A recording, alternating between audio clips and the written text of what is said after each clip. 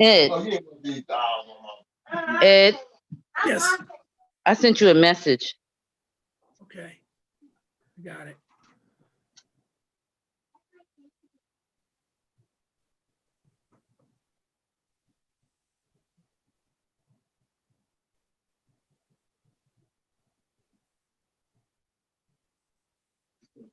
There.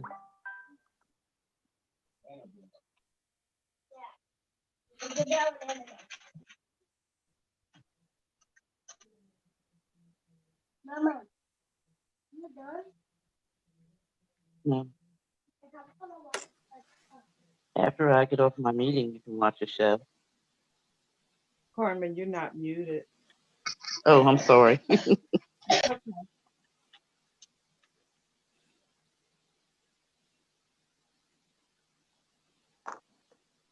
Are we all here?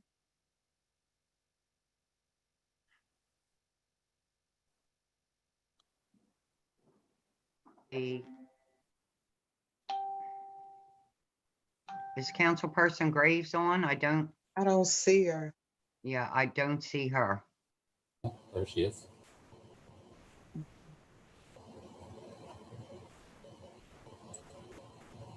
Are we all on? Yes. I think so. See, is Mrs. Hunt coming? No. Her And don't husband's you not try to here. talk. Just a reminder, everyone, we are live. This is our first live Zoom broadcast that includes the public. The public will conduct themselves as if this is a live in-person meeting. I'll go over real quick, and I think Ruth Ann had it up on the screen prior to the starting of this evening. The guidelines for citizen hearing. You will be asked to go into the chat portion of your screen, enter your name and address. Once we receive that, you will be asked to, mic will be unmuted. You will have 3 minutes. If you go over 3 minutes, your mic will be muted. That is for the citizens hearing regular action items, and that will also apply for the citizens, for the citizen hearing non-agenda items as well. With that, I'll turn it over to our council president. Thank you, sir. Good evening, all. First, would someone like to offer up prayer? I will. God, we bless you and thank you for allowing us to assemble one more time. We ask that, Lord, you take control of this meeting. Help us to work according to your will for the betterment of our city, our residents, and our entire county, God. I just pray that we can perform our duties as council members, respecting one another and addressing the business at hand. Thank you for all that have attended this meeting, and please give us all understanding. In Jesus' name, amen. Amen. Could we, okay, Chief, I see the flag. Do our Pledge of Allegiance. You can lead us.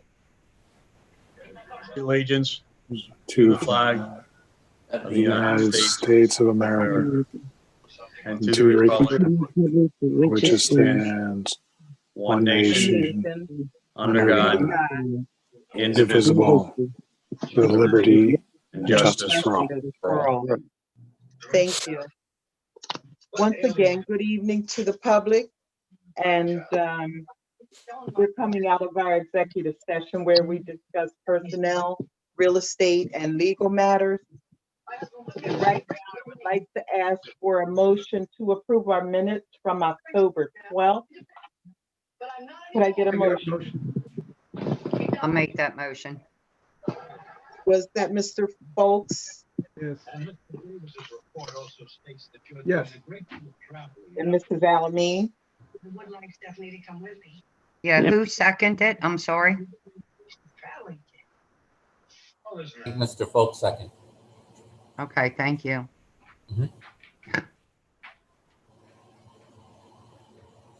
Any questions or comments regarding the minute? Poll council, please. Mr. Simpson? Yes. Mr. Yes. Folk? Oh, sorry. Excuse me. Mrs. Hunt is not here. Ms. Alamin? Yes. Questions or comments? Ms. Graves? Yes. Mrs. Green? Yes. Mrs. Lavender Norris? I abstain. I wasn't in attendance.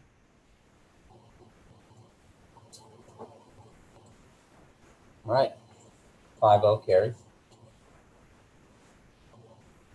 Thank you, sir. Thank you. Could I get a motion for approval of our accounts payable? I'll make that motion. I'll second. Questions, comments? Yes, I have a couple. I have a couple questions and one comment. So on page 10 of 276, I just want to make council aware because the budget is coming up and these bills appear every couple of months. There was another bill for over $1,000 to the air and heating unit to correct airflow. And every month or every 2 months, we're having a bill. This is probably the lowest of any that we've had. So I think we're going to have to address that. And on page 11 of 276, invoice number 107703, for the court side, the court was too cold, so they had to put in a new pump. That building is new. Most air and heating units, when they're brand new, they have a 10-year warranty on them. This was an $835 bill. So Rich, I wanted to know, was that still under warranty? If I could add to that, Councilwoman, it's actually the boiler. The service call was for the boiler down in the basement, which balances through hot water flow, which balances the AC. And so it was actually for the existing boilers that are in the basement that the service call was necessary. So both service calls were for equipment that's on your side. Well, the boilers service the whole building. They just happen to be located in the basement, but they service the whole city hall. Right, but you also on Right. in the police area, it was they had to install an access panel to correct airflow. That's correct. There was a flexible duct that had become discharged from its connection with the main trunk line, and the only way they could get to it was to cut an access hole in the ceiling. So that is correct. Okay, so I just want to bring it to council's attention that these service bills on a monthly or a bi-monthly basis are pretty high. So I think that's something that we need to address. And I have a question, I guess, I don't know, maybe you can answer it too, Chief. When you have a resident that calls for you to pick up an animal from their property.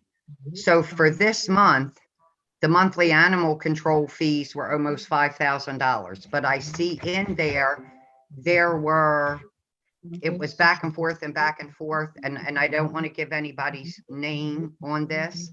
The communication number was A456-28618.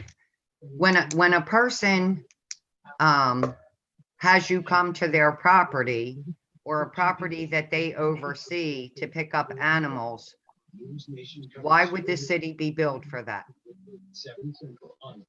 That's the way the current contract is with the SPCA. Whether we pick them up and take them, or whether the homeowner takes them, the city gets billed. Doesn't matter who delivers the animals. Okay, but if it's a private residence, why are we, since we have an ordinance on the book, why are we not making the resident pay for that bill?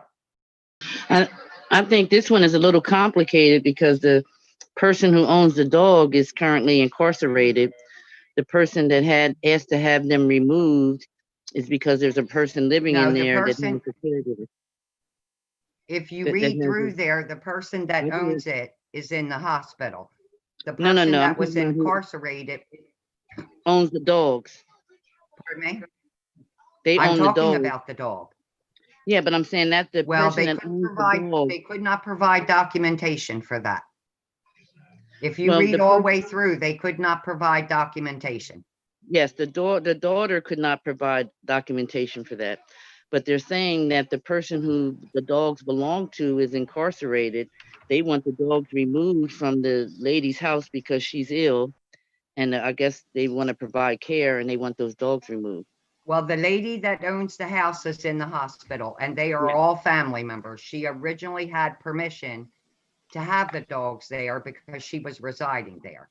The gentleman that had the dog removed has the power of the attorney of the person that owns the house. So that is Yeah. still a resident surrender. We should not, and even when people walk the dogs in, go through the packet, the city should be billing the resident for that. We should not be paying for people to surrender their animals. I agree. And Yeah, we had this discussion.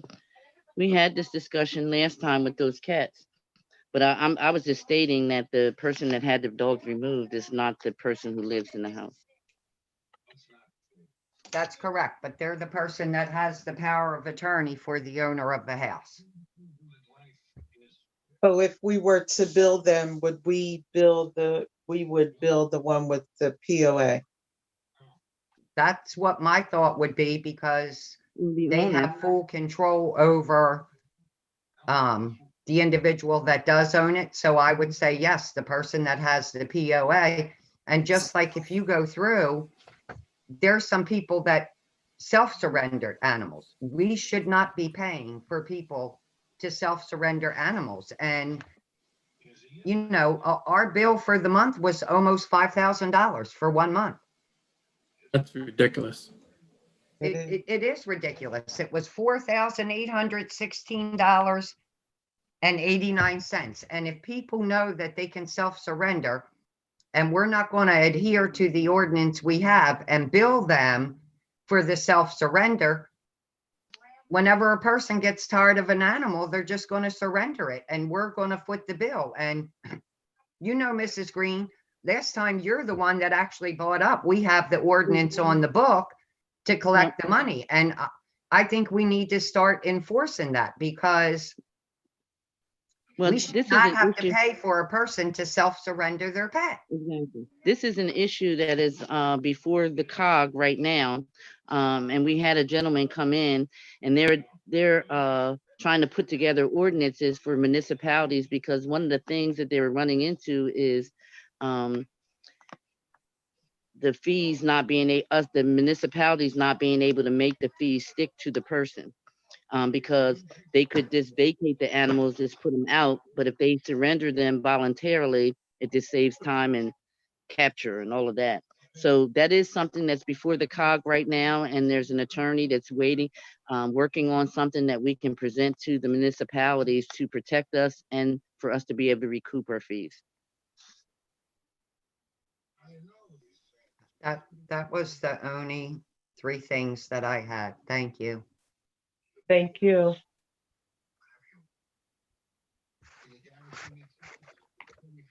Are there any others? Full council, please. Mrs. Green, Yes. Ms. Graves, No. Ms. Alamin, No, Mr. Foltz, Yes. Mr. Simpson, Yes. Mrs. Lebanon Norris. Yes. I'm sorry, 4-2. what was Mr. Simpson's vote? I couldn't hear. Yes. Yes. Okay, thank you. 4-2 carries. Additions, deletions, modifications. I make a motion to delete 6.2 from the agenda under regular action items.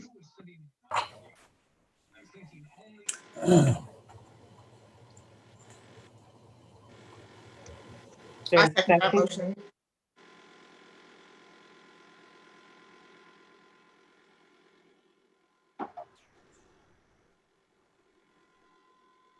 Questions, comments? Full council, please. Mr. Simpson, The motion is to delete 6.2? No. Mr. Folks, No. Ms. Elamine, Yes. Ms. Graves, Yes. Mrs. Green, Yes. Mrs. Lavender Norris. Yes.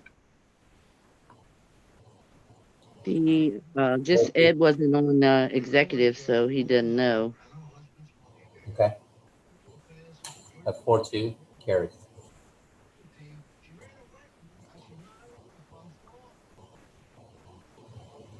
On to presentations, elite physical therapy and tree lighting. I'm sorry, Mrs. Lavender Norris. Yes.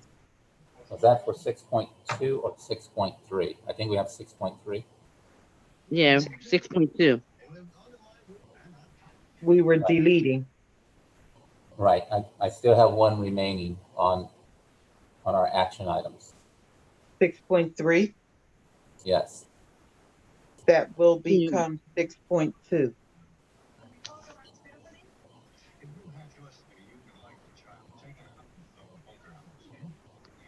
We should have stated what 6.2 is because I know Tony's agenda was incorrect. I don't know if Mr. Simpson's is incorrect. Yeah, I only have 6.2. I only have 6.1 and 6.2. Yeah, that's why I'm saying, and that's probably why you voted no. 6.2 is receive and consider the Ortiz revised agreement. Oh. Right. Do you all have 6.3? I do. Receive and consider conditional offer. No, I don't either. Yeah, that's why I figured they didn't understand it. They didn't Yeah, I know. we think didn't you understand. guys have 6.2, which we have as 6.3. Right. Why would yours be different than ours? Yeah. I don't know, but I have 6.2, receive and consider Ortiz revised agreement. No. That is also what I have. That's what I have as well. I don't have it. Let me double check what's on our website, please. Do you have a Ed doesn't get the paper packet. Maybe it was added. It was, 'cause I got mine, and 6.2 is about part-time officers. Yeah, I'm like, now, Mr. Fuchs, when 6.3 you there? now. I was wondering. Yeah, but Mr. Verway didn't have the correct one either, so. No, he did not. Yeah, I don't have the correct one. Okay, we'll get it So- straight. Do we have to, Mr. Okay, Birdway, there was a revision on the agenda. I think if I'm not mistaken, Mr. Burway, we should probably follow the agenda that's posted on our website. That is correct. I have a So question for you, Mr. Verway. Yes, ma'am. Since we took a vote, and I don't know if I don't think Mr. Simpson and Mr. Folks were aware of what we were voting on because of the mix-up. So do we leave it as is, or do we go back to it? I think you could make a motion to reconsider if either Mr. Folks or Mr. Simpson would like to re-vote on that. It really is, it's up to them. Gentlemen, would either of you like to reconsider? Yeah, I'm fine I Yeah, I can't would. hear you. Yeah, So that's I'm fine. fine with that. Well, it already passed, correct? Yeah, Yeah, So let it be. okay.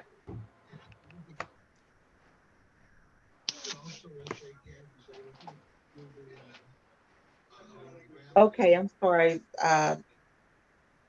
Elite therapy. James, he's muted. yep, he is. You're muted. Can There everyone hear he me? is. Yes. All right. So, thank you all for having me. Elite Therapy Solutions wants to, and we propose to donate the Christmas tree again to Gateway Park in conjunction with Parks and Recreations. We're looking to do this on the 12th of December. James Bookman and I went down to Gateway the other day. We looked at some spacing, a couple things that we would like to do to kind of to do it this year and have the event with and be COVID safe is we want to be able to put the tree in a different location to get it out from underneath the wire so that it's safer there. But we want to paint basically give like 10-foot diameters or 10-foot diameter circles, and then use for anybody who's looking to participate in the tree lighting ceremony is use the same health and safety plan that the high schools use.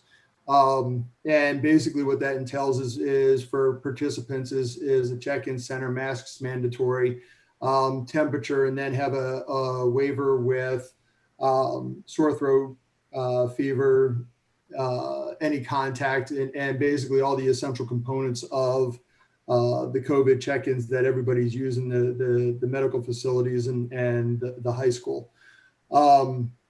Part of it this year to try to give it a little bit more. We weren't in conversations with James. We weren't thinking about doing the Wonderland and the ornament component this year, but instead is using the blow-up movie screen. We have been talking with the Meister singers at the high school, and they said that they are more than willing to do their virtual caroling services. So instead is basically, as we're keeping people socially distanced and safe, is have the Meister singers on the movie screen so we can have some caroling while we do this. And for us, I mean, we'd like to donate the tree. It's a $400 or $500 donation to the city. We've got all the decorations and stuff from last year. We'll get the tree there. What I would need from the city is last year we had one of the cherry pickers come down, so it was a little bit easier to decorate. So the decorating component, the breakdown component, that's really all I need from the city. Last year, David Terry came out and helped us set up, and he did a wonderful job with it too. So it's for all intents and purposes very similar to last year. We want to stay very COVID conscious and safe, but basically provide the donation for the city and give us a little holiday cheer. Awesome. Thank you much. I think last year the guys came with the bucket truck. Yep. To help out, and it was a wonderful event. The tree was beautiful. Thank you. I hope I'd love to be able to do it again this year. And if I can, for one more minute, we're actually working with the Senior Center in Harrison House and CY, the Youth Initiative and Second Century Alliance. We're trying to reach out to the local businesses to have a light up a night event that goes with it. So hopefully we get a nice holiday display going through the city through that weekend. Awesome. Yeah, nice. Any questions or comments? Thank you. So Thank you, everybody. Mr. Verway, do I need to move this, or can we just to action item, or can we just give him the permission to proceed? I think you just have permission. There's no funding or anything involved in this matter, so I don't think it requires a formal vote. James, Very well. Very well. Thank you so much. Thank you. Thank you. Thank you. Okay, Thanks a lot, Patrick. I'm sorry, Mr. Logan.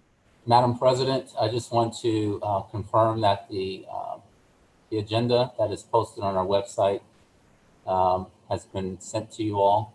The one that is on the website has item 6.1 and item 6.2. That is the correct one. All right. Very well. Thank you. You're welcome. Okay, so we're on to citizens hearing.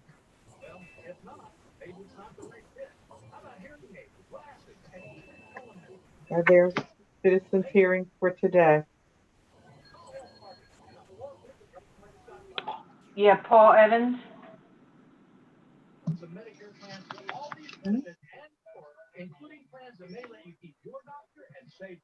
Hello, council. Can you hear me?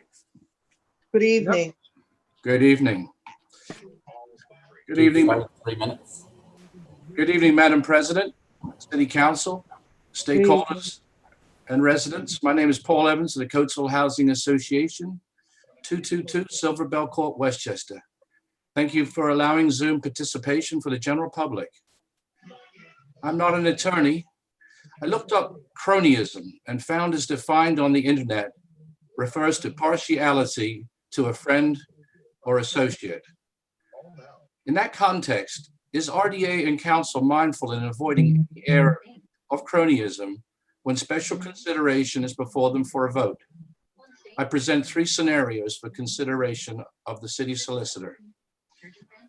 The first is Mr. Crosby Wood is the chair of the Second Century Alliance.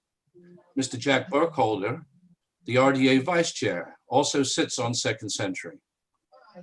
Mr. Wood may have brought 2 real estate projects before the RDA, and Mr. Burkholder may have voted twice without recusal, including the matter on the agenda tonight at 6.1, I believe, as well as Mr.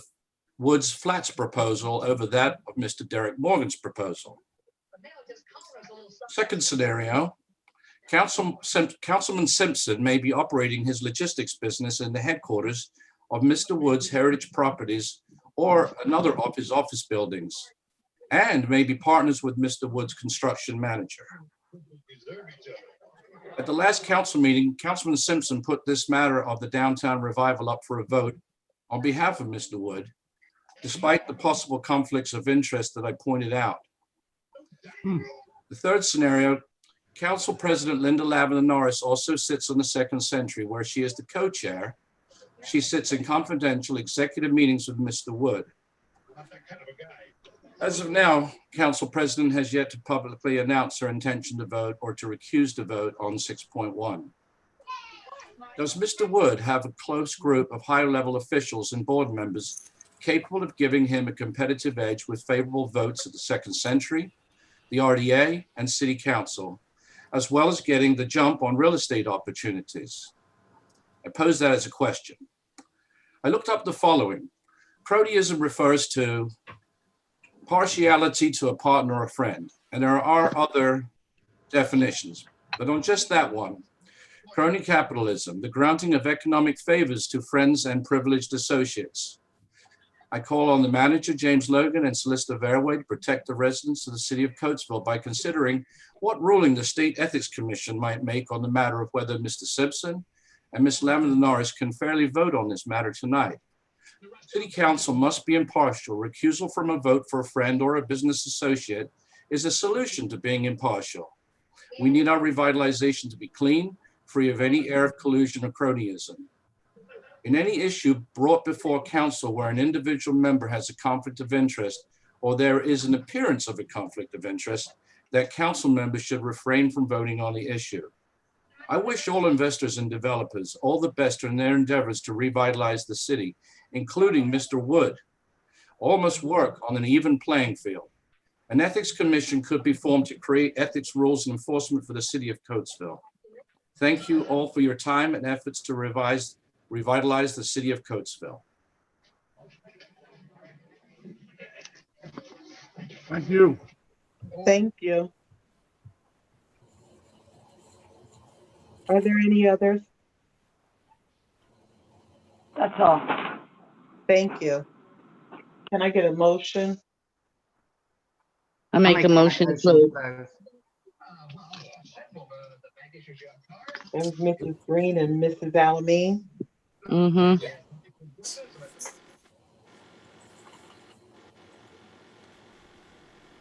Questions or comments? Poll council, please. Mrs. Green, Yes. Ms. Graves, Yes. Ms. Salamine, Yes. Mr. Folks, Yes. Mr. Simpson, Yes. Mrs. Lavender Norris. Yes. Thank you. 6-0 carries. On to our regular action item. 6.1, receive and consider first reading an ordinance, amending ordinance number 1186-2002, authorizing the city of Coatesville to enter into a commitment agreement to lend up to $500,000 to Downtown Revival Limited Partnership for an urban renewal project subject to a promissory note and mortgage and security agreement and conditional assignment of leases and rents to the city, providing for the repayment of same in 40 years. To authorize the city of Coatesville to enter into a subordination agreement with Downtown Revival Limited Partnership to change the city of Coatesville's fourth priority junior mortgage to a second priority junior mortgage, subject to any additional terms and conditions advantageous to the city of Coatesville. Can I get a motion? I make that motion. I second. Questions, comments? Yes, I have a comment. So right, we don't need to take an economics class to know that with inflation, money depreciates, and receiving this payment not at the sale of this property, but in 40 years is going to depreciate this $500,000 that the city is owed, which is a lot of money to be depreciated. So I would consider going forward with this deal to be a bad business decision on the city's behalf. And I believe that if we, either demand that we get our payment back or, that's up to the person who is trying to get this property to decide. But $500,000 is a lot to take off the table. I'd like to make a comment as well. Anytime you purchase properties, be it residential, commercial, you know what mortgages are owed on the property. And,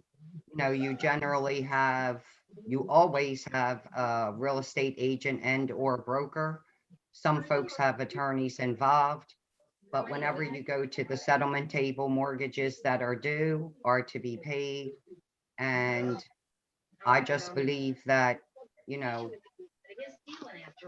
with this deal too, our mortgage should be paid and the money should be paid at the table at time of settlement. I would like to make a comment.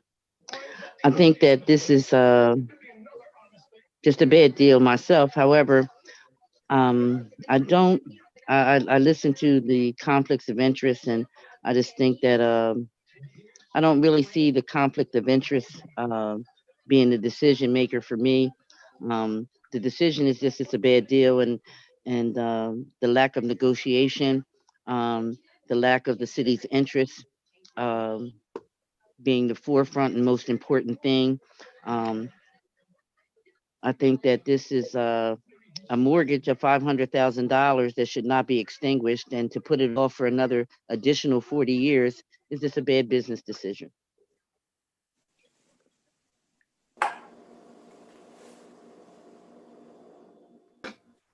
Are there any others? Mr. Verway, as long as I don't have any direct financial interest or any financial gain from this. I mean, I'll admit that Mr. Wood and I do have a business relationship for an entirely different business. That has nothing to do with that, and I have no financial interest or gain in anything to do with this transaction. So as long as I don't have any financial gain out of this, I feel that I have a right to vote. Mr. Simpson, and looking at both the State Ethics Act and the city's ethics provisions, absent a gain or benefit or advantage from the transaction, or some type of direct financial benefit from the contract itself, which in this case is a subordination agreement where no money's changing hands. And this does not qualify as a contract for services, goods, or anything else that would qualify under the provisions regarding conflicts. I do not believe you have a conflict of interest to vote on this particular matter. Thank you very much, Mr. Verway. You're welcome, Mr. Simpson. My comment would be to question my integrity because I serve on another board and I do not conduct business in the manner that Mr. Evans does is offensive to me. I have extended family and friends. There aren't very many people in the city of Coatesville that I'm not either a friend of or a family member of. So it would be almost impossible for me not to have an acquaintance with those that are business people or not. Therefore, when I sit and make a decision and I vote, I don't vote for a friend or a family member in that manner that you're speaking of. I vote for the residents, for the betterment and the good of the city. Right. With that being said. And I also think that Mr. Evans was asked to leave Second Century, and I think there might be a little bit of sour grapes here. Maybe. I'm sure. However, at this point, I call the question. Mr. Logan, please poll council. Mr. Simpson, Yes. Mr. Folks, Yes. Ms. Alameen, No. Ms. Graves, No. Mrs. Green, No. Mrs. Lavender Norris. Yes. We have a 3-3 tie. Yes. The motion would not carry.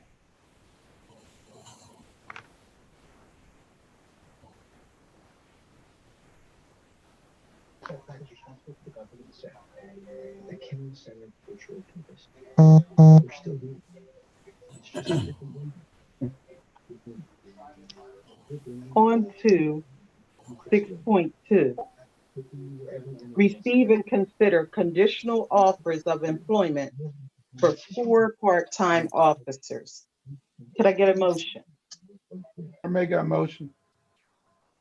Second it. Questions, comments? Yeah, I have some comments here. Chief, this is, we're in the process of putting together our budget. Is there a reason why this has to be done right now instead of once we look at where we are? I just don't like this right at budget time until we've gotten the proposed budget. Just the fact that we are down to 5 part-time officers who are available to fill shifts. We do have a current civil service list that's active for hiring part-time officers. That list was approved back on April 27th by council after being signed off by the Civil Service Commission. Again. And then same night on April 27th, we gave conditional officer employment to the first 4 on the list. Of those 4, we only have 1 officer that's currently employed here with the city. He is one of the 5 that I spoke of initially. So we're here before tonight just simply to get conditional offer of employment authorization for the 6 that are on the list, 2 of which are no longer interested. So we're down to 4, which will exhaust the current list.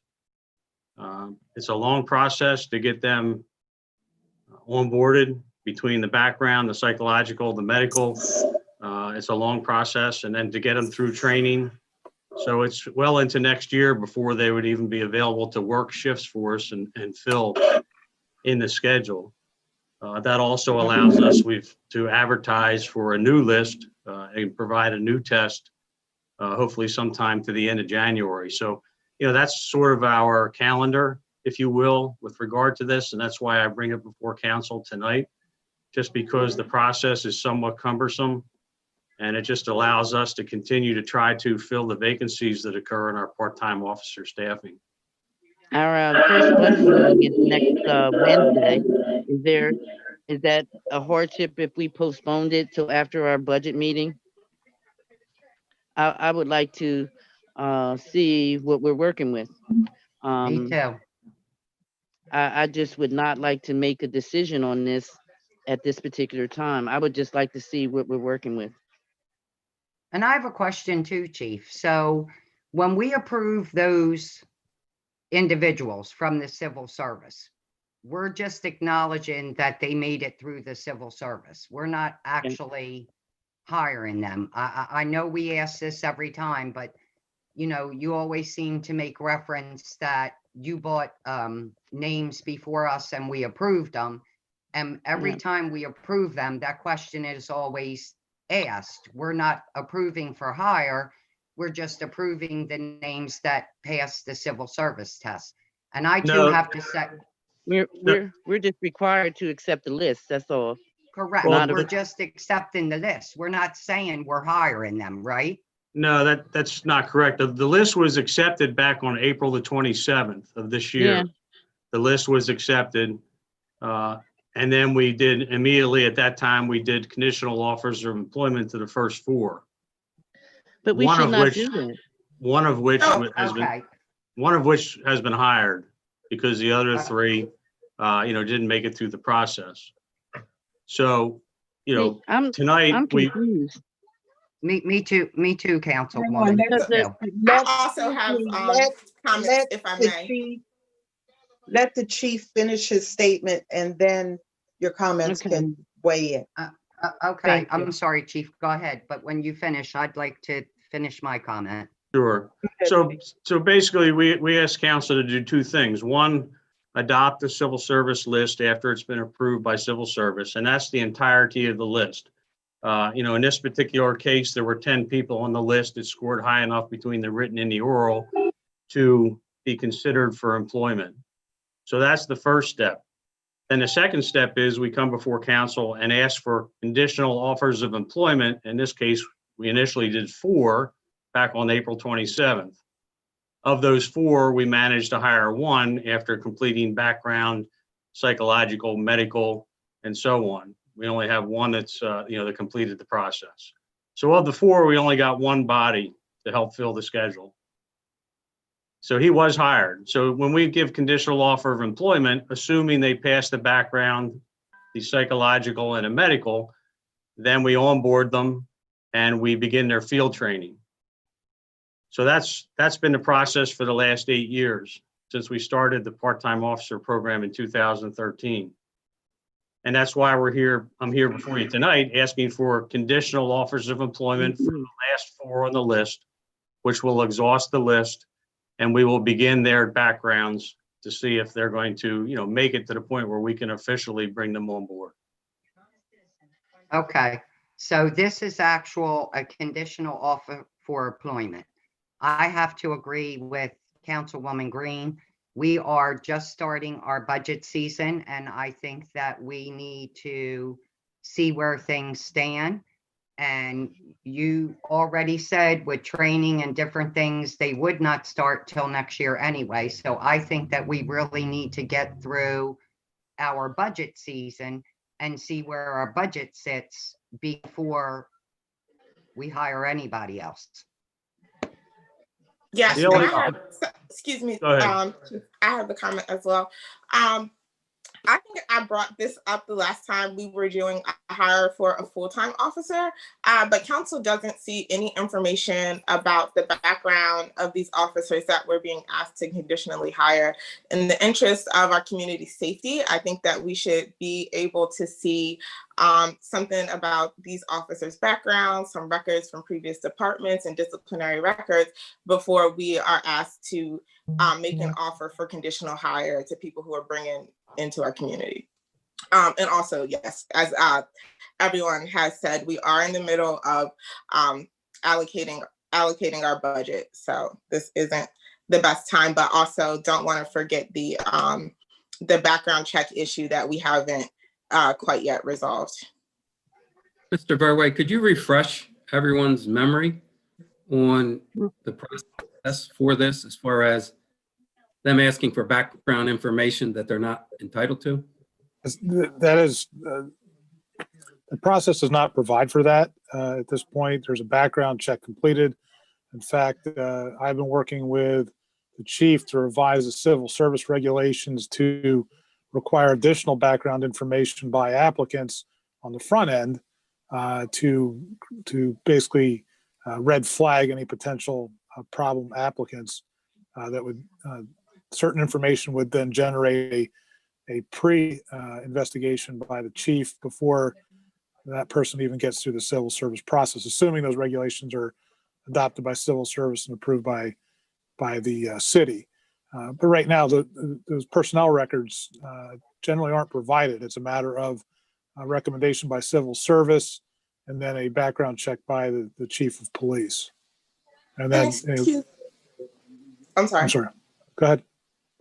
Excuse me, Mr. Verway, is there any legislation that we can do to assure that that city council can do background checks, or do you have some privilege to this information? Because like I said, we are hiring, we are offering conditional employment.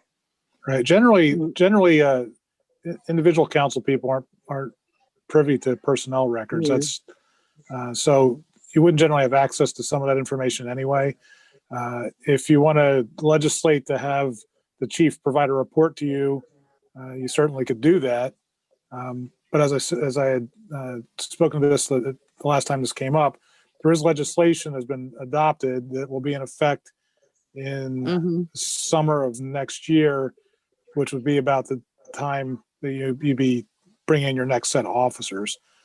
So it should be in place for that. But at this point, you certainly could talk about having an ordinance to direct the chief to bring information regarding any negative information, but that should take place through the Civil Service Commission process, which is designed to eliminate potential employees that are not qualified by virtue of failing a background check. Now, my question is, I was clear with that, and I do trust the chief's judgment when it comes to the background. But my question is that when we received the list on April 27th or whatever that date was, it was to receive the list. And there's a process. Are you saying that we did both things at the same time? Because that was my question when we received the list. No, the list is received and accepted by council. That's the list the civil service provides.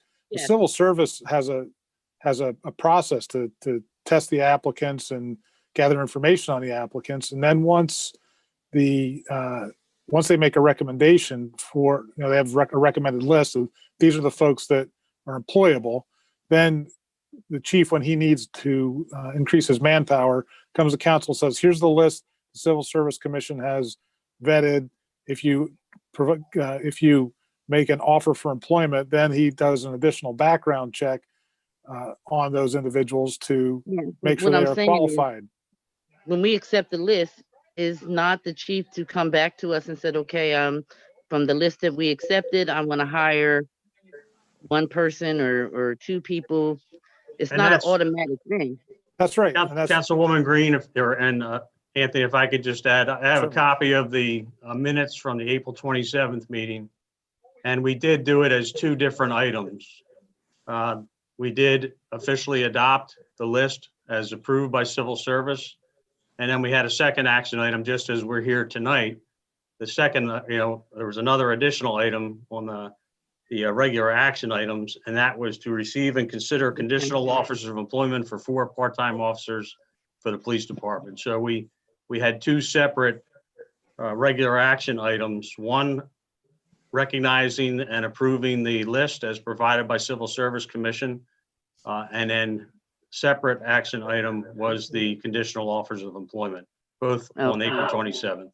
Okay, but I would just ask if we could if we could just postpone this until after our budget meeting next week, so that we can get a handle and know what we're working with. That's all I'm asking. We can do that. It just, sort of prolongs our process a little bit. And, we do try to avoid our overtime by utilizing our part-time officers. But it's council's wish as to whether we postpone this to another meeting or not. Can you understand the fact that it is budget? We are getting ready to put together the budget and the reason behind why. I would just like to see what the budget's going to be and what we're working with. I certainly understand. We have a motion and a second. We can vote it up or vote it down.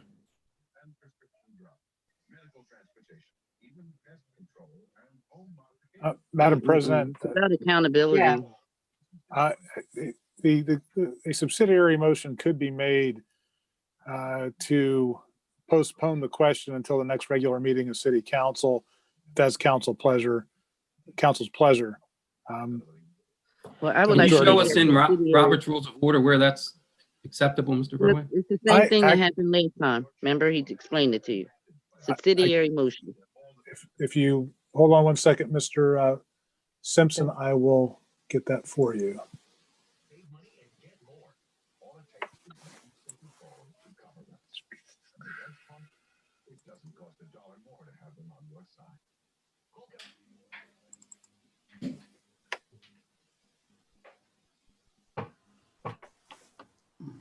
Mr. Simpson, that subsidiary motion comes under Article 5, subsidiary motion, Section 31 of Robert's Rules of Order. Okay, and what does that say? Well, I don't have Roberts in front of me. I made a note for that at the last meeting. So I But he- don't have he- the entire matter for it. I can pull that up if you give me just a moment. Yeah, I'd like to see that if you don't mind. I'd like you to You read don't that. have your book? You don't have your book there, Ed? I don't.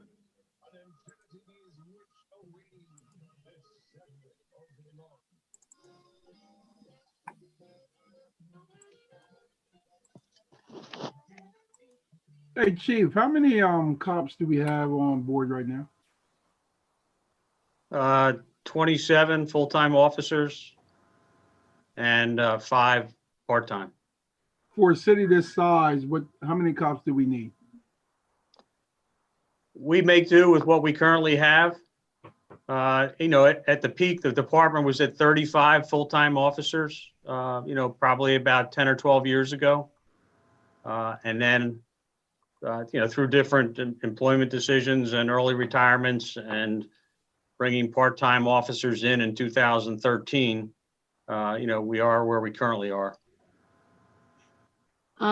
Ed, it says a subsidiary motion is a type of motion by which a deliberative assembly deals directly with a main motion prior to or instead of voting on the main motion itself. Each subsidiary motion ranks higher than the main motion and lower than the privileged motion and yields to applicable incidental motions.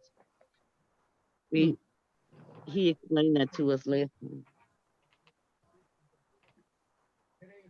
And Section 31 is addressed to postpone to a certain time or definitely. So I can use this at any time.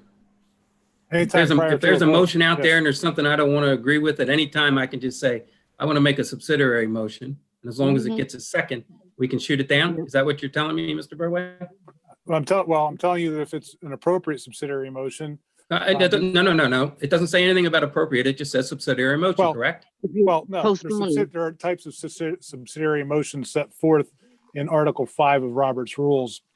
I don't, Now, this is Unless just you'd a way like- for somebody to block a motion and a second. Well, So it's- if this is the way we're going to work, then I'm going to continue to use this well, it's not. in the future. this- Thank you. No more explanation, Mr. Burway. Just no more.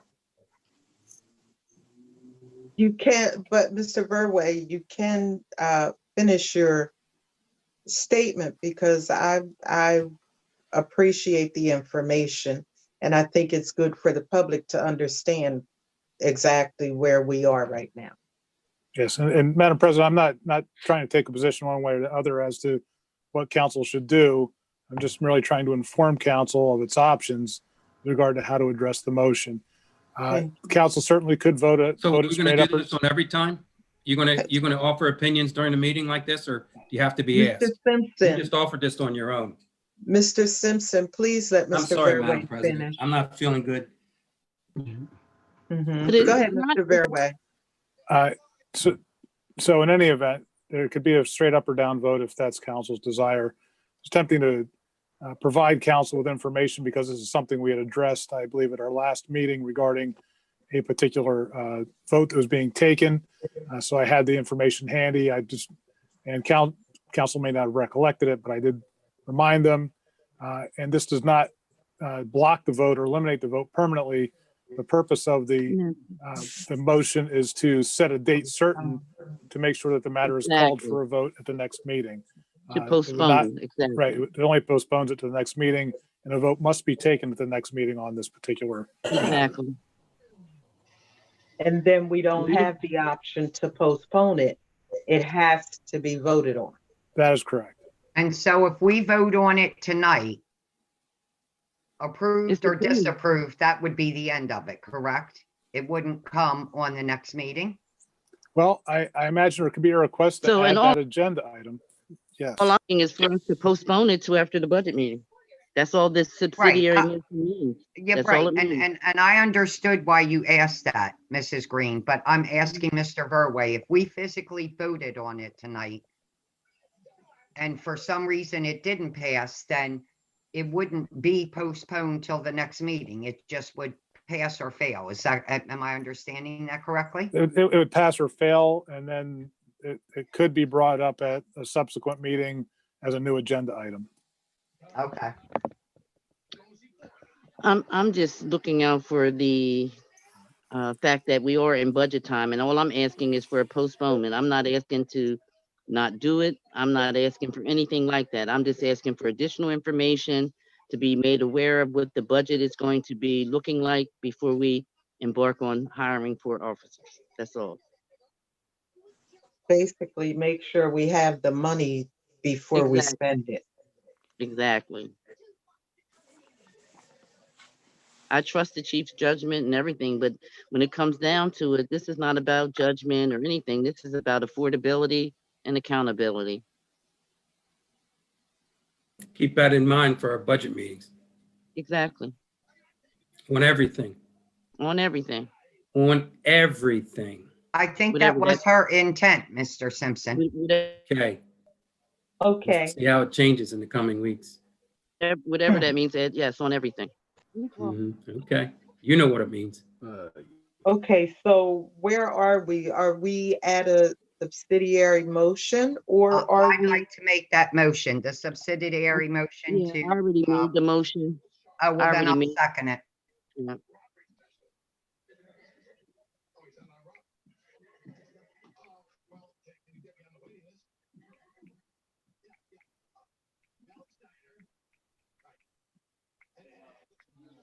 I'm sorry, I'm writing.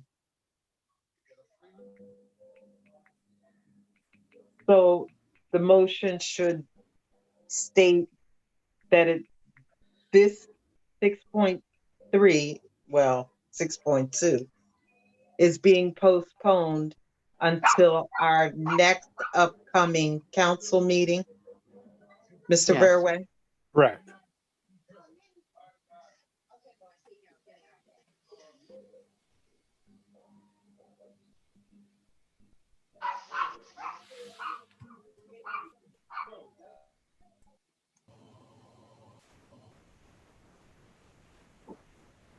It's not my dog. I'm sorry? I said, that wasn't my dog barking. It's my dog. Someone just came in.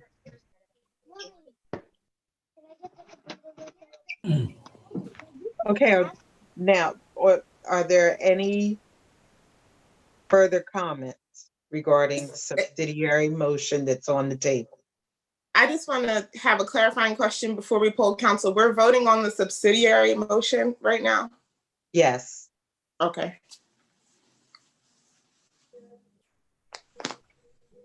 Poll council, please, Mr. Logan. Mrs. Green, Yes. Ms. Graves, Yes. Ms. Alamy, Yes. Mr. Foltz, Yes. Mr. Simpson, No. Mrs. Lavender Norris. Yes. 5-1 carries. I get a motion to close. I'm I'll sorry. make that motion. Well, excuse me, sorry. I have one more question. Mr. Verway, did you say what had to be passed was an ordinance for us to, for the chief to make an announcement to us about these officers' backgrounds? I think you'd have to include that in the section regarding policing. Okay, so that would be an ordinance. Is there any way you could, does that have to be a discussion item first, or is there any way we can have that? I think that'd have to be a discussion item first. Okay. But remember, Councilperson Graves, that the background information will not be given to us. It's not, we're not permitted to have that. So it's about the chief disagreeing to give us a report on the fact that he did the background. So it's not them giving us background information. We're not permitted to have that information. Okay. And that is part of the revision to the civil service that Mr. Verway and I are working on, and will be putting before the Civil Service Commission for approval, which will include that sort of additional step where we do report back to council with the results of the background investigation, but not the content. Yes. Okay. And this is before or after conditional hire? It would be after, because you really can't do the background till after they've been given a conditional offer of employment. Okay, thank But- you.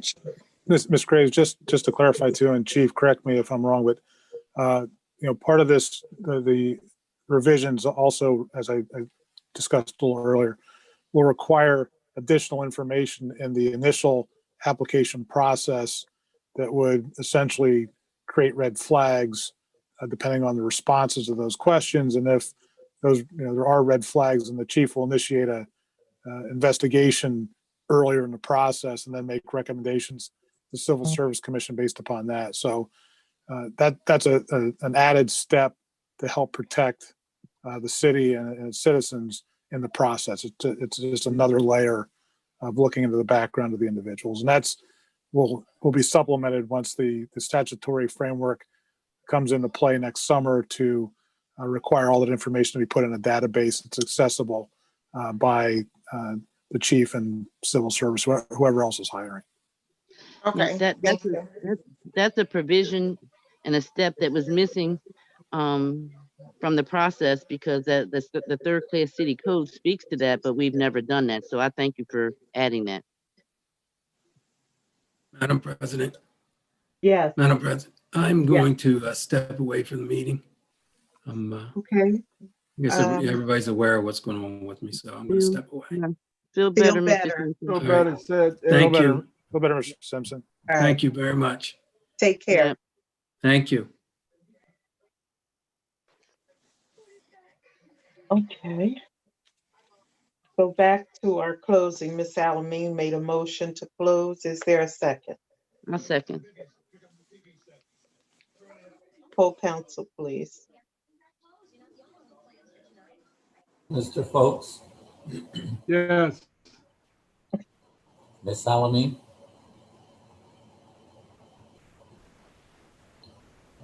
Ms. Salamine, you're on mute. Yes, sorry about that. All right, thank you. Ms. Graves, Yes. Mrs. Green, Yes. Mrs. Lavender Norris. Yes. On to our discussion items regarding our meeting minutes. Are there any?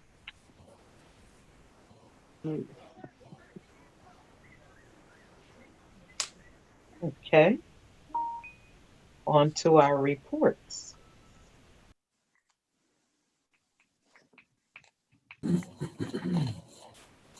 Madam President, since our last meeting, I have worked with my colleague, Mr. Jefferson, on a rather substantial right-to-know request. I believe, Mr. Jefferson, it came in 5 parts. Is that correct? That's correct. Requesting information required substantial time and effort to prepare a response to that particular right-to-know. I've also worked, as Chief noted and discussed earlier, on civil service regulations, trying to create language and additional provisions regarding background checks and investigations. Worked on a personnel matter regarding some provisions of the third-class city code as are may be applicable to the city. And I worked on grants from DCNR for our parks regarding certain deeds that are required for part of the grant process. They'll also required revisions in order to obtain those grant funds from DCNR. Unless there are any questions, that is my report, Madam President. Are there any questions for Mr. Verway? Oh, thank you, Tony. Thank you, sir. You're welcome. Mr. Logan? Thank you, Madam President. My report is fairly short because we had a meeting just recently, Thursday. Just a few updates on the business and community updates. Work continues with TN Ward to mobilize the construction on 1st and 2nd Avenue. Many of you who have driven throughout the city, you probably see some sidewalk work that's being done. This work will be completed hopefully within the next 2 weeks or so, provided that we have great weather. Work is also nearing, if not completed, on Diamond Street, north of the main lot. In addition to that, work continues on the south side streetscape of Lincoln and the bank lot, which that's pretty much where you're seeing the work. And that should be, that should be completed between the, say maybe November 9th. Palmer Park, Cedarville Engineering, they should have about 80% design submission completed by next Friday. And the review will follow. In addition to that, the bidding will follow for construction of the pavilion in early spring. On a community update, there was a bypass premiere. That's the documentary that was directed and produced by Ms. Sarah Alderman. The premiere was this past Saturday in Abdullah Park. I was informed by its director and producer that the documentary was an overwhelming success. And we're very proud of Ms. Sarah Alderman for doing such a wonderful job on the documentary of this great city. We hope to see more of that in the coming months and years. Coatesville, as many of you know, has been looked at most recently for filming.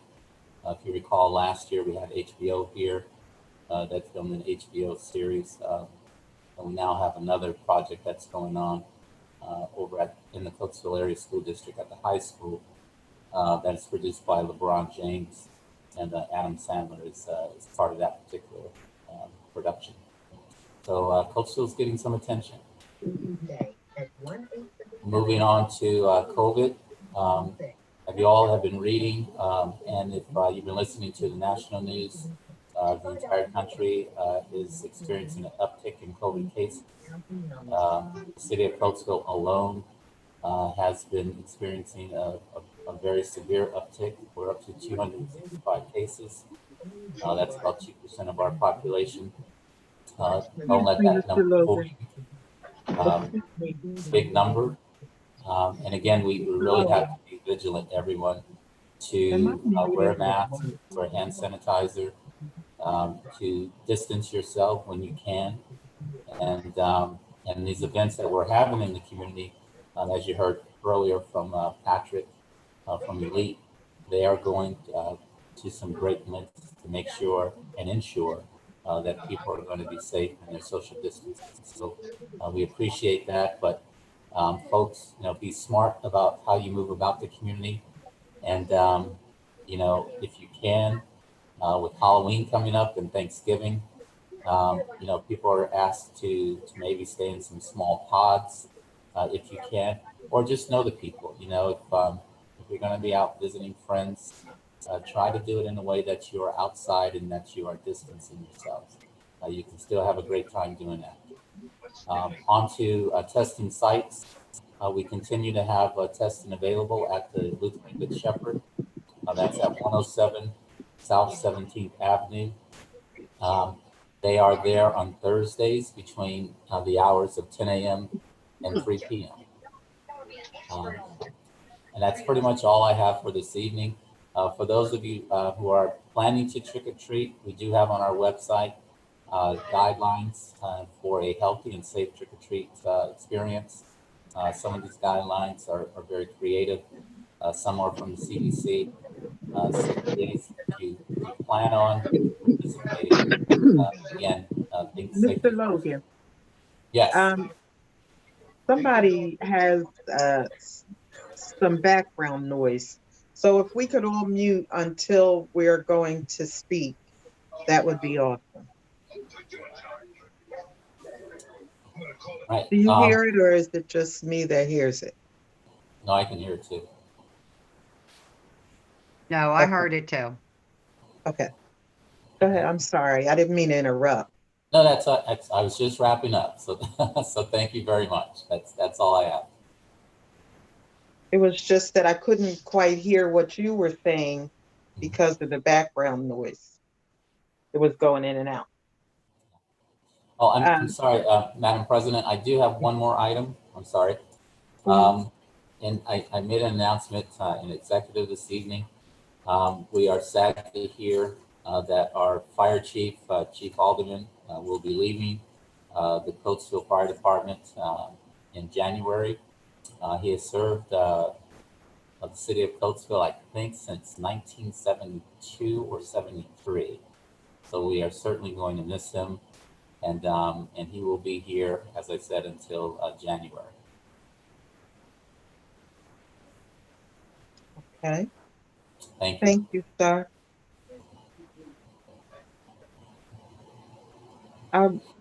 Did Mr. Troutman, our finance director, did he do a report at the last meeting or no? Yeah. Brief one he did. Okay, thank you.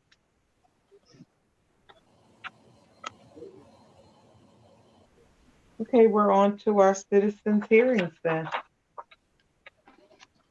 I didn't know, Councilwoman Rich, do you have a report this evening or not?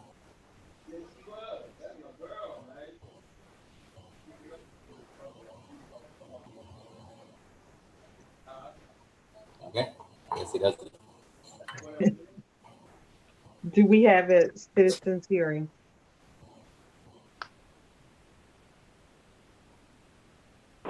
Nope, I don't show any. Okay, thank you. I make a motion to close.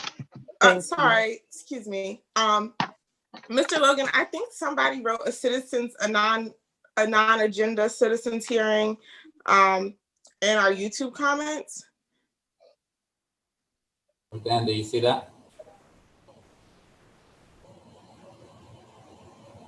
It looks like about the Coatesville Community CAP program. Who? The Coatesville Community CAP program. It's to address the major issue of stray cats. Coatesville Community Cat Program, Yes.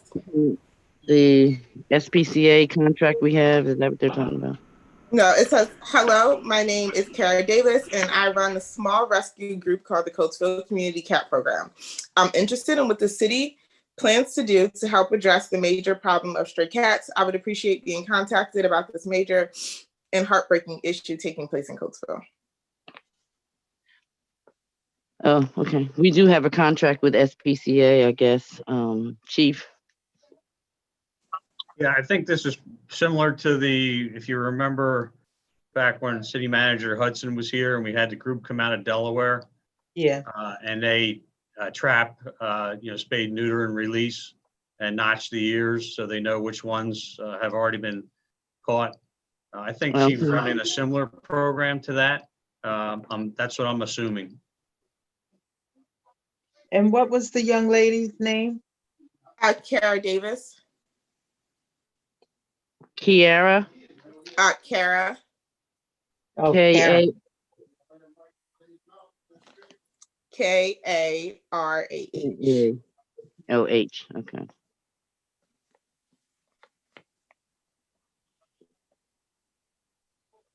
Coatesville Community Cat Program.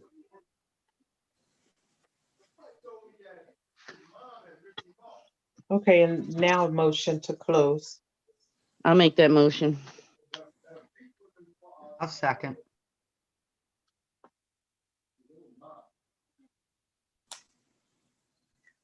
Full council, please. Mr. Foltz, Yes. Ms. Salamine, Yes. Ms. Graves, Yes. Mrs. Green, Yes. Mrs. Lavender North. Yes.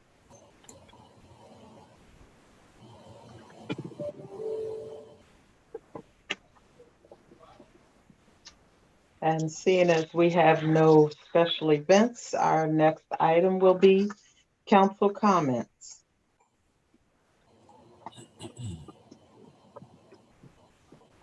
Let's start with Ms. Alamine. I just want to thank everybody that joined us. I love it when the residents join. It actually gives them more understanding on what each of us are trying to do. I'd like to thank Chief Alderman for all his years of service and wish him a very happy retirement. Enjoy yourself. And I'd like to remind everybody to please, please, please, COVID numbers are going up. Coatesville acquired 13 more cases, 13 more positives. Please make sure that you're wearing your mask. Our cases are going up every day. Safe distance. Just do what you can to keep yourself and your family protected. And I'd like to remind everybody that next Tuesday is Election Day. So please make sure you make your voice heard by voting. And I just hope everybody has a good night. And thank you again all for coming. Thank you. Mr. Foltz. Yeah, I just want to thank everybody for joining us tonight. To echo Jackie, wear masks, social distancing. What was it? Friday was the first time I held one of my great grandkids in 6 months. So this COVID is for real. Please be careful. It's holiday time. I know you want to, eat and drink, but this year, just slide back a little bit. To Gary, Gary, I remember you said you started out in Modena, a fire company, years ago, and you stayed right here. So I hope you can enjoy your retirement because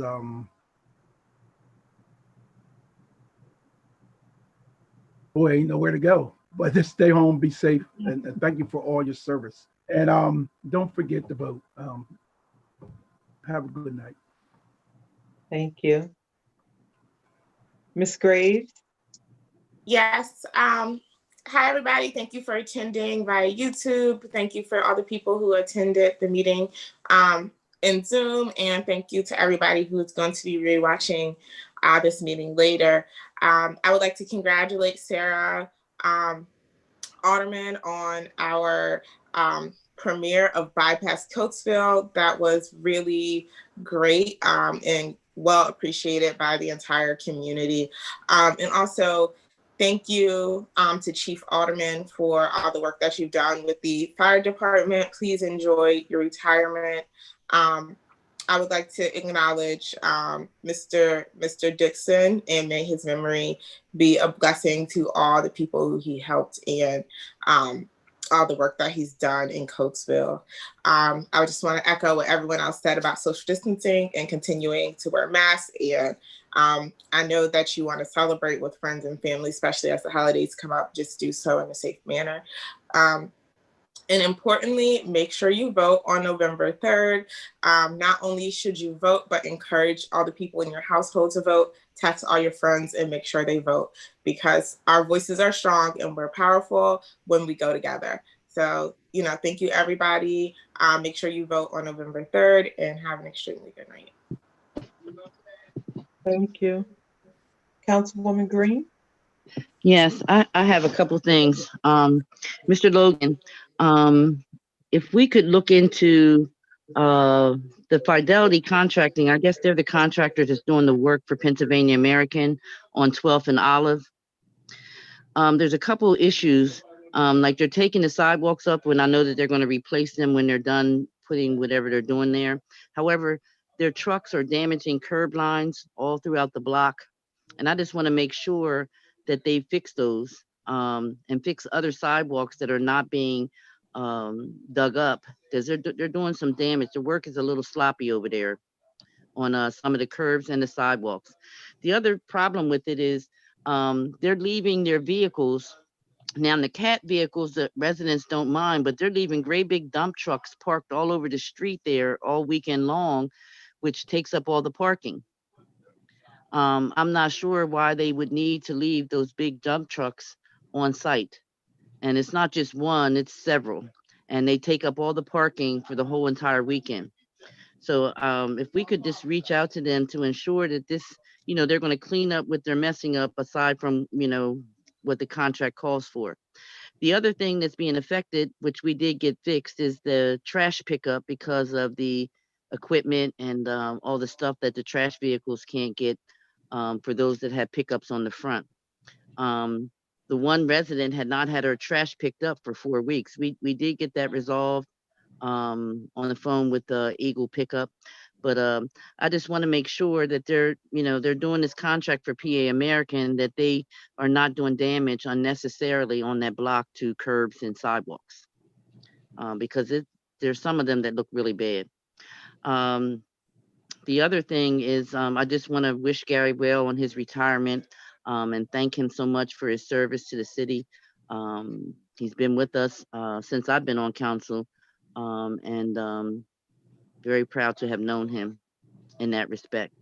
I just want to also say to the family of Elwood Dixon, our condolences to you all. Mr. Dixon is an icon when it comes to community activism in and around the city of Coatesville.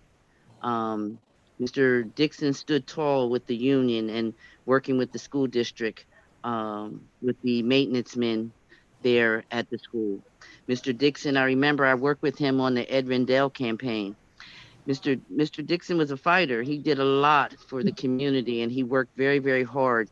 at what he does. And anyone who had anything, regardless of how small or how large, if he felt that injustice was done, he was right there to fight that fight.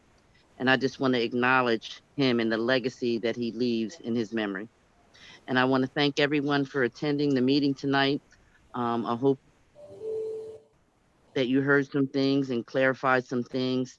And we just appreciate you all. Thank you and good night. Thank you. I echo my colleagues' comments. And I just, I missed the last meeting, so I didn't have the opportunity to congratulate Sergeant Alice. I would like to congratulate him for being chosen by the VFW as the Officer of the Year. That's an awesome family, not just him alone. They work as a unit and they work very well together in the community when he's not in uniform. And when he is in uniform, he's Sergeant Alice. Everybody loves Sergeant Alice. So I want to congratulate him on that. I also want to acknowledge that Mr. Joe Sandusky worked in the codes office for years, passed away. I had the opportunity to work alongside him. He actually trained me in the codes office. Wonderful gentleman. He passed away, so I want to offer my condolences to the Sandusky family and tell you, how much we appreciate the time he served in the city, in the codes office. He kept it in order. And to Chief Alderman, thank you for your service. Enjoy your retirement. And to our community, I need you to know that you are our reason as a council. You're our reason. We appreciate you. We want to do what's best for you. We're not here on personal agendas. This is about our community and doing what's best for you. So thank you for each and every one of us that you have elected into office to represent and serve you. And hopefully we're serving you to the best of our abilities. I want everybody to have a blessed evening. I received a card. I almost forgot, but I received a card from Maxine E. Spiller, Henry, and Judy Eggleston. And they said to the City Council of Coatesville, it was so nice of you to remember our mother, Mrs. Annie B. Eggleston, in such a thoughtful and beautiful letter. We just want to let you know that we appreciated it. And your kindness is such a blessing to our mother, and she really appreciated it. Thank you so much. And that's from Maxine, Henry, and Judy. I want council to know, along with our administration, that they reached out to say thank you and let you know they appreciate it. And to our staff, our administration, thank you, thank you, thank you. You've been wonderful, Chief. Thank you for being the leader you are. Our department is doing wonderful things in our community. And I just want you to know that I appreciate it, and I'm sure our residents do too. So thank you. Thank you. Mr. Logan, we don't have the opportunity to speak directly to our public works guys, but please convey to them that they're appreciated and their work by no means goes unnoticed, and thank them. Well, thank you. And with that, I say, God bless, have a good night, and could I have a motion to Council adjourn? President, can I say something before the motion to close adjourn Please. is made? Please. So an email was just sent out by a city resident, and unfortunately, she was having issues logging on. She was not able. She sent an email for non-agenda items that she wanted read. And so I don't want her to think that we're overlooking her, and I don't know how that can be addressed since we've closed non-agenda items. I just wanted to bring it to your attention. Thank you. Mr. Verway, since we've already closed the council comments, does this get addressed in the next meeting? I would suggest there's two options. One would be to address it at the next meeting, or to have Councilmember Alameen forward the email to Ruth Ann to have that email included in the minutes for the next council meeting. She forwarded it to the city manager and all of members of council. Okay, Yeah, well, that would be the options. You could either have it read, or she could address council at the next meeting, or it could be appended to the minutes. I would suggest appending it to the minutes, and then if the citizen wants to make comment next week, she could, or next meeting, she certainly could join the meeting. Very well. Thank you.